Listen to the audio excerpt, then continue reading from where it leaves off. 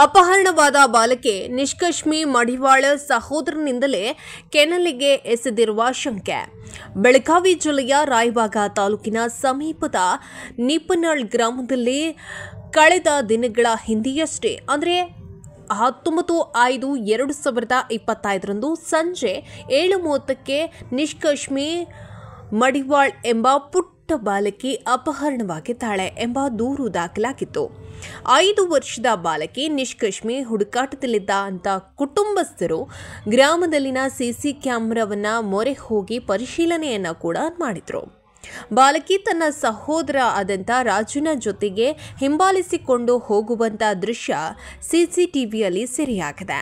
ಈ ಕುರಿತು ರಾಯಬಾಗ ಪೊಲೀಸರು ತನಿಖೆಯನ್ನ ನಡೆಸಿ ಆ ಪಾಪಿ ಸಹೋದರ ರಾಜುನನ್ನ ಬಂಧಿಸಿ ಕೃತ್ಯ ನಡೆಸಿದ ಸ್ಥಳಕ್ಕೆ ಪಂಚನಾಮ ತರಲು ತಂದು